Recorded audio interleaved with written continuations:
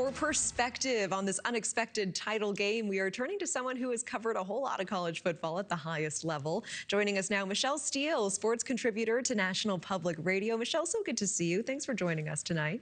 Hi, Natasha. Great to be here. So many think the Hoosiers really have the wind behind them right now. What would be the first real test that could shake them? What do they need to watch for tomorrow?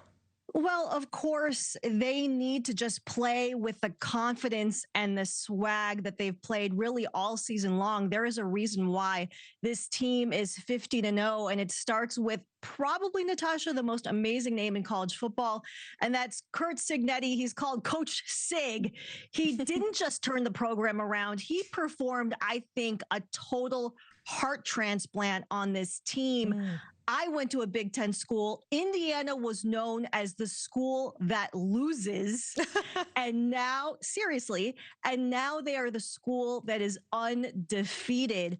We are living in the era of a transfer portal. They show you don't need hundreds of years of tradition. You just need a coach who wins and players that believe in him. You know, incredible. I mean, you summed it up right there. I want to turn to the NFL playoffs with the time that we have. I know that our NewsNation viewers were so locked in into our show, but just in case anyone missed it out there, Caleb Williams and the Chicago Bears tying it late to force overtime. They just could not pull this off. They couldn't pull off another last-second miracle here, losing to Matt Stafford and the Rams. It was tough to watch, bear down. But Michele, what will everyone be saying about this game tomorrow? Yeah, Natasha, I think if you, closely listen in Chicago, you can just hear all of the air leaving the room. Oh, it's the sound of heartbreak over here. I mean, it's miserably cold, and now we're all heartbroken too. It's a long, cold walk home back to your car after that game, boy. As a reporter, I got to say, all you do is root for good games, right? And we got an amazing game. Caleb Williams with the throw of the year, looking like he was going to get sacked at one point, instead making an absolutely miraculous throw for a touchdown to tie the game, send this to OT. As a Chicagoan, this one is going to hurt for a while. This team was the talk of the town. Soldier Field was vibrating. The Rams are like that veteran team, though, that refuses to leave the party, Natasha. Losing in overtime when you're that close to the NFC Championship, it's not just a loss. It's like I said, it is the longest, coldest walk home to your car. Maybe you need a few minutes to get over the drinks that you might have imbibed. You just sit in silence. Stadium. I mean, you just get in that car and you just sit in silence. The door sticking with the frost. It's misery.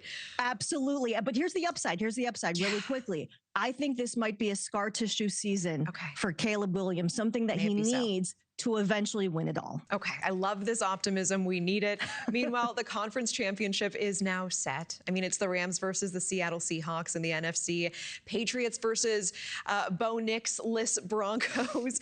Who do you have winning next weekend and advancing to the Super Bowl? Yeah, I think as somebody who covered the Patriots for a very long time, they looked like the Patriots of old. At Gillette, they were constantly looking the last few years with all of the tumult, with Tom Brady leaving, winning a Super Bowl in Tampa, Bill Belichick, the roller coaster ride that was the end of his coaching tenure. They were looking for the ghost of Tom Brady. I think they found certainly a quarterback that can take them this far, and that's Drake May. But I want to talk about the Patriots defense because they made CJ Stroud, the Texans quarterback, look absolutely lost, absolutely deflated. He could get nothing going in this game. And I think they are very, very ready for not Bo Nix, the Bo Nix-less Broncos in Denver. Yes, they will have to deal with the altitude. Yes, it's going to be a little bit of a mountain to climb, no pun intended there. But I think that defense looks very ready to meet Jarrett Stidham, the backup quarterback for the Broncos over in Denver. I mean, give me your Super Bowl winner at the end of the day.